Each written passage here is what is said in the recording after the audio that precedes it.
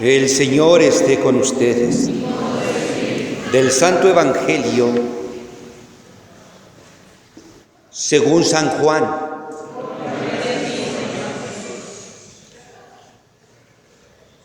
Cuando se acercaba la Pascua de los judíos, Jesús llegó a Jerusalén y encontró en el templo a los vendedores de bueyes, ovejas y palomas, y a los cambistas con sus mesas.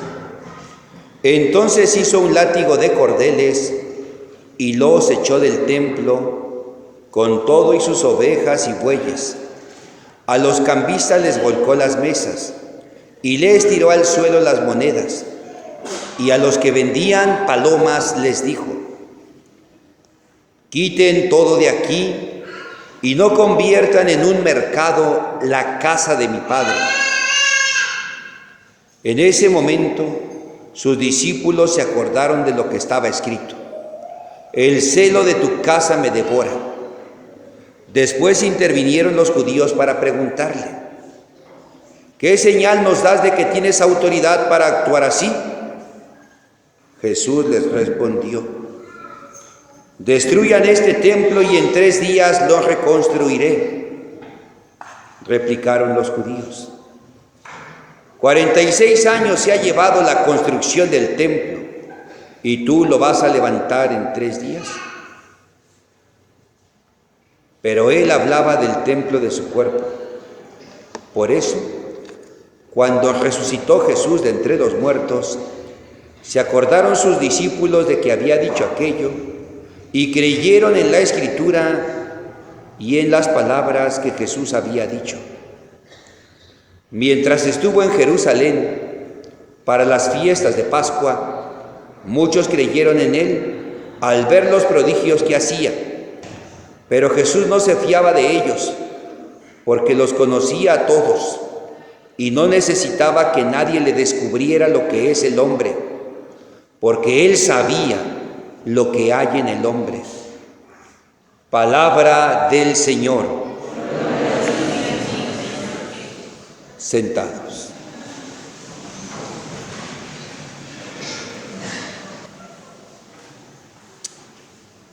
El Evangelio, queridos hermanos, dice que cuando se acercaba la Pascua de los judíos, llegó Jesús a Jerusalén. Pero la pregunta es, ¿por qué dice la Pascua de los judíos? ¿Había otra Pascua? ¿Cuál otra Pascua? La verdad, queridos hermanos, es que en el Evangelio de San Juan se habla de 2 Pascuas. La Pascua de los judíos y la Pascua de Jesús. La Pascua de los judíos es en realidad la Pascua de los dirigentes judíos. La Pascua era la fiesta de la libertad. Pero en Israel no todos gozaban de libertad. Los únicos que gozaban de esa libertad, pues eran los líderes religiosos, porque el resto del pueblo no. El resto del pueblo vivía oprimido, esclavizado, nuevas formas de esclavitud, pero a final de cuentas seguía oprimido, explotado. Por eso el evangelista no puede decir que esa fiesta es la fiesta de todos, la fiesta de unos cuantos. La fiesta de Jesús sí será la fiesta de todos. La Pascua de Jesús sí será la Pascua de todos. Llegó Jesús a Jerusalén y entró en el templo. Y lo primero con lo que se encontró fue con los vendedores de bueyes, ovejas y palomas. Ya sabemos nosotros que la ofrenda de los que tenían más dinero era un buey. La ofrenda de los que pues no querían como que verse mal o quedar mal, pues era una oveja. Y los pobres, los más golpeados de siempre, como ofrenda ofrecían unas palomas. La religión judía enseñaba que para estar bien con Dios, para contentar a Dios, para obtener el perdón de Dios, para recibir un favor de Dios, había que mostrarse agradecido ofreciendo un sacrificio, ya sea de un buey, de una oveja, y en el caso de los pobres, de unas palomas. Hoy sabemos que no es así, que para estar bien con Dios no hay que hacer sacrificios. Jesús ya llevó a cabo el único sacrificio, el definitivo sacrificio. Dios ya no quiere más sacrificios. ¿Cómo estaba la cosa? Todos estaban obligados por lo menos a ir una vez a Jerusalén al año. No todos iban, Había gente que pues no podían siquiera salir de su pueblo. ¿Cómo iba a ir a Jerusalén? No tenía para salir de su pueblo. ¿Cómo iba a ir a Jerusalén? ¿Con qué? ¿De dónde? Por otro lado, ¿cómo llevar un buey o una oveja desde Galilea hasta Jerusalén? O desde cualquier otro lugar. ¿Cómo ir cargando un buey, cargando una oveja, cargando unas palomas para ser sacrificados en el templo?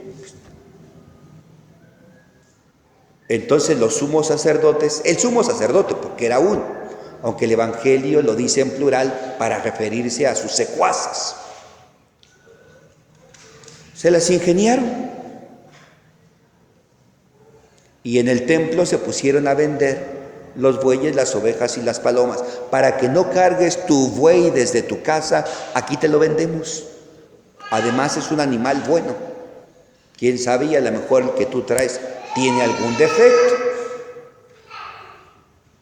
Y eso aparentemente resultaba como una comodidad para la gente.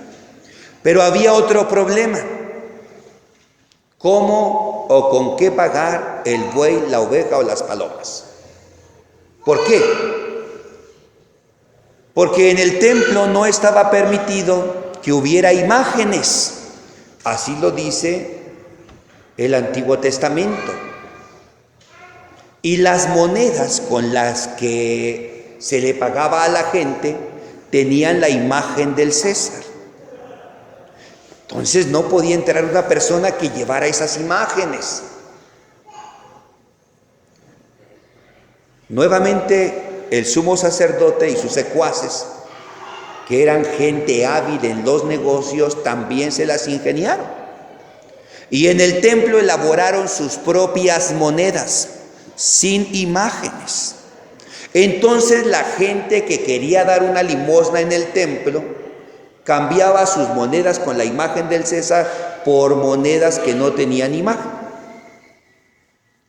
Quien quería comprar un buey, una oveja o unas palomas, cambiaba sus monedas por monedas que no tenían imagen. Y eso fue lo que se encontró Jesús. Eso fue lo que se topó Jesús. Hace un látigo de cordeles, los echa del templo con todo y sus bueyes y ovejas. A los cambistas les voltea las mesas y tira las monedas al suelo. Y luego sucede algo especial en el Evangelio. Jesús se dirige directamente a los vendedores de palomas. No dice que se lo dijo a todos, no. Tiene dedicatoria especial para los vendedores de palomas. ¿Qué les dijo? Quiten todo de aquí y no conviertan en un mercado la casa de mi Padre. ¿Por qué a los vendedores de palomas? Ya dijimos que las palomas eran la ofrenda de los pobres. Y lo que Jesús está dejando en claro, y el evangelista también, es que explotar al pobre, explotar al más necesitado, pasarse de listo con el más frágil, con el más vulnerable, es más grave todavía. Es malo, es grave abusar del que tiene, es malo y es grave robar al que tiene, pero es mucho más grave todavía explotar robar, oprimir al más necesitado, al más pobre. Lo que está haciendo Jesús es proteger a los más pobres, proteger a los más débiles, a los que se les vende esas palomas. Los discípulos no entienden nada de eso. Ellos lo único que piensan es en aquella otra frase del Antiguo Testamento: el celo por tu casa me devora. Es decir, lo que ellos entienden o lo que ellos interpretan es que Jesús quiere mucho al templo, que Jesús quiere mucho aquella construcción material, y como le tiene un aprecio, le tiene un cariño, por eso dice: el celo de tu casa me devora. El amor, el cariño, el aprecio, el afecto que le tengo a este templo es lo que me hace hacer esto. No. Jesús no expulsa del templo a los vendedores porque ame el templo, sino porque ese lugar se ha convertido en un lugar de explotación para los hijos e hijas de Dios. Se ha convertido en un lugar de opresión para los hijos e hijas de Dios. Se ha convertido en un lugar de injusticias para los hijos e hijas de Dios. Eso es lo que Jesús tiene en la mente y en el corazón. Y por eso saca a todos de ahí. Los discípulos no lo entienden. Pero Jesús sabe lo que está haciendo. Es que Jesús sabe que una institución, una religión que utiliza a Dios para oprimir o explotar a los demás, no puede ser la religión del Dios verdadero. Una religión que comete injusticias y de manera perversa contra los más pobres, no puede ser la religión de Jesús. No puede ser la religión del Dios verdadero. Una institución, un grupo, una religión que explota a los más pobres o que explota a los demás, no puede ser la religión del Dios verdadero. No puede ser la religión de Jesús, y eso tiene que quedar bien en claro.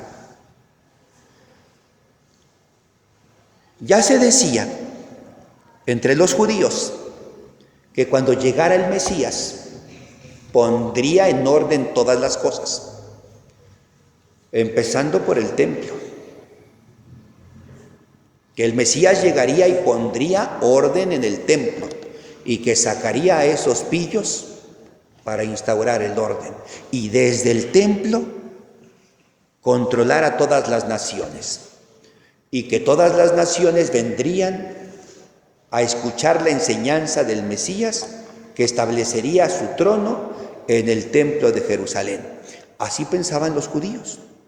Por eso cuando los sumos sacerdotes saben lo que ha hecho Jesús, se enteran de lo que ha hecho Jesús, van a preguntarle con qué autoridad hace eso. Es decir, van a ver si es el Mesías.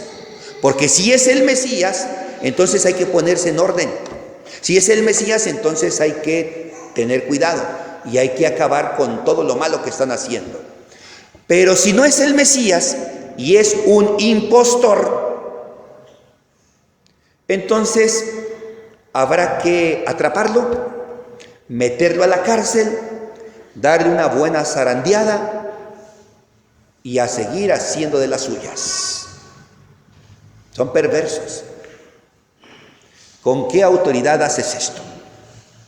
Jesús les dice algo que ellos no comprenden, que ellos no entienden. Destruyan este templo y en 3 días lo reconstruiré. Este no es el Mesías. Este no es un impostor. Este es un loco. Este es un chiflado. Lo que hizo no es un gesto profético. Lo que hizo no es un acto de un revoltoso. Es una locura. Está chiflado. Está diciendo cosas sin sentido. Que hay que tirar el templo y que lo va a levantar en 3 días. Es un loco. Está loco. Los locos eran ellos, que no entendían lo que Jesús les estaba diciendo. Porque le dicen, 46 años se ha llevado la construcción de este templo y tú lo vas a levantar en 3 días. Estás loco. Pero él hablaba del templo de su cuerpo. El templo de su cuerpo que ellos destruirían. El templo de su cuerpo que ellos torturarían. El templo de su cuerpo que ellos crucificarían. El templo de su cuerpo al que ellos le darían muerte. Pero al mismo tiempo, en 3 días volvería a la vida. En 3 días vendría la resurrección. Por eso cuando Jesús resucitó de entre los muertos, venció a la muerte y demostró que el amor es más fuerte que la muerte y demostró que no hay nada más grande que el amor y que la vida, sus discípulos entendieron lo que Jesús había dicho. El Evangelio, queridos hermanos, aunque pudiera parecer que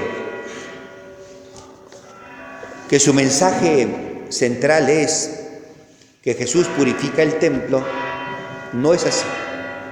El mensaje central es que Jesús descubre que el templo se ha convertido en un lugar de explotación y que esa explotación llega incluso a los más pobres, a los más débiles y a los más frágiles. Y Jesús viene a liberar precisamente a todos ellos de esa explotación ejercida en el templo de Jerusalén. Y viene a ofrecerles un nuevo lugar de encuentro con Dios.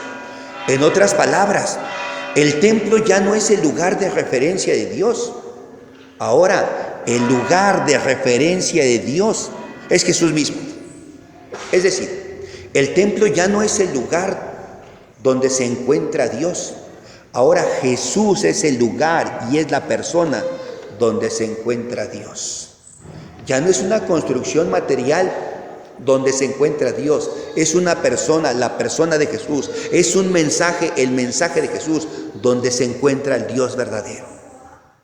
Por eso, el lugar favorito de Dios no es una basílica, no es una catedral, no es un santuario, por muy hermosas construcciones que éstas sean, ¿no?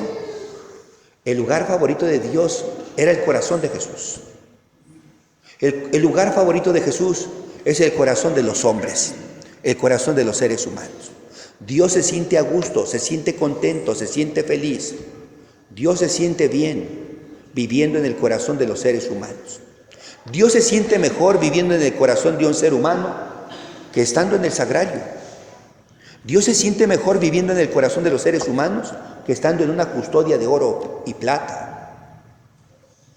Dios se siente mejor en el corazón de los seres humanos que en una basílica, que en una catedral, que en un santuario.